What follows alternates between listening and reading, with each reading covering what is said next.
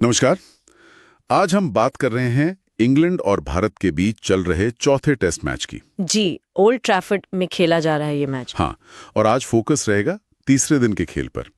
हमारे पास जो जानकारी है वो दिन के खेल की समीक्षाओं पर आधारित है। बिल्कुल। तो तीसरा दिन जब खत्म हुआ तो इंग्लैंड की पकड़ काफी मजबूत नजर आ रही है। हाँ, एकदम ड्राइविंग सीट पे कह सकते हैं। स्कोर था उनका 7 विकेट पर 544 रन। 544 और ये भारत पर 186 रनों की तगड़ी बढ़त हो गई है। बहुत बड़ी बढ़त है ये तीसरे दिन के हिसाब से। और इस दिन की सबसे बड़ी कहानी जाहिर है जो रूट।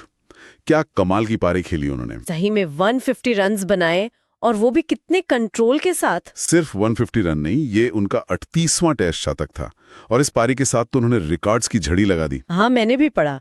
वो अब टेस्ट क्रिकेट में दूसरे सबसे ज्यादा रन बनाने वाले बल्लेबाज बन गए हैं ना। हाँ, द्रविड़, कैलिस, पॉन्टिंग जैसे बड़े बड़े नामों को पीछे छोड़ दिया। अविश्वसनीय। इतना ही नहीं, अपने घर में खेलते हुए ब्रैडमैन से ज्यादा शतक हो गए उनके। स्टीव स्मिथ को भी पीछे छोड़ा। मतलब ये दिखाता है कि वो किस जबरदस्त फॉर्म में है इस वक्त। बिल्कुल, ये सिर्फ आंकड़े नहीं है, ये उनकी क्लास और कंसिस्टेंसी बताते हैं। सही बात है। लेकिन ऐसा नहीं कि सिर्फ रूट ही चले। इंग्लैंड की पारी को दूसरों का भी अच्छा साथ मिला। हाँ, ऑली पोप ने भी अच्छी पारी खेली, 50 रन्स बनाए उन्होंने। और बेन स्टोक्स चोट से वापसी कर रहे थे और आते उन्होंने खेल का मिजाज बदल दिया। वो तो है। 66 रन बनाए उन्होंने और काफी तेजी से बनाए। हाँ, उनकी पारी ने रन रेट को जो बूस्ट दिया ना, उसने भारत पर दबाव और बढ़ा दिया। बिल्कुल।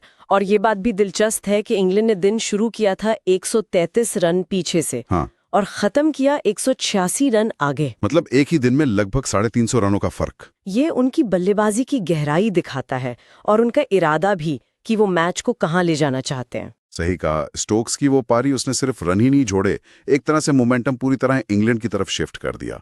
दूसरी तरफ अगर भारतीय गेंदबाजी की बात करें तो वो थोड़ा संघर्ष करते दिखे। हाँ, वॉशिंगटन सुंदर ने 2 विकेट जरूर लिए। जी, वो तो लिए, लेकिन ओवरऑल इंग्लैंड के बल्लेबाजों पर वो दबाव नहीं बना पाए जिसकी जरूरत थी। साझेदारियां तोड़ने में काफी मुश्किल हुई लगता है। बिल्कुल। और जब बल्लेबाज सेट हो जाते हैं तो फिर रन बनाना आसान हो जाता है। हाँ, और गेंदबाजी के साथ साथ फील्डिंग ने भी थोड़ा निराश किया।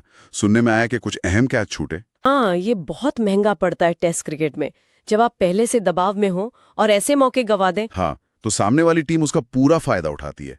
इंग्लैंड ने वही किया, अपनी पकड़ और मजबूत कर ली। सही में ये छूटे हुए कैच सिर्फ रन नहीं जोड़ते, ये गेंदबाजों का हौसला भी तोड़ते हैं। खासकर जब रूट जैसा बल्लेबाज सामने हो, आप उन्हें दूसरा मौका तो बिल्कुल नहीं देना चाहेंगे। शायद वहीं पर भारत के हाथ से थोड़ा मैच फिसला।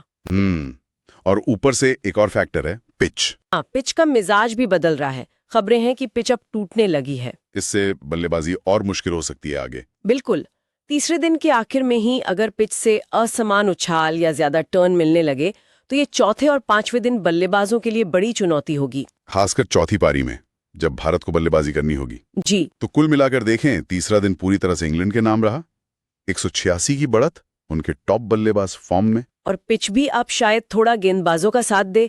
इंग्लैंड बहुत मजबूत स्थिति में है। अगर बड़ी तस्वीर देखें तो इंग्लैंड ने मैच पर अपना शिकंजा कस लिया है, कह सकते हैं। हाँ, 186 रन की बढ़त मनोवैज्ञानिक तौर पर भी बहुत असर डालती है। और जैसा हमने कहा, अगर पिच और खराब होती है चौथे दिन तो ये बढ़त और भी निर्णायक हो सकती है। भारत के लिए यहाँ से वापसी करना एक पहाड़ चढ़ने जैसा होगा।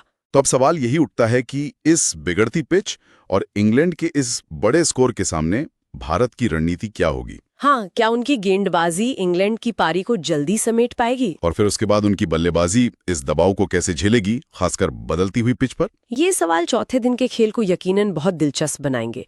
देखना होगा भारत कैसे मुकाबला करता है।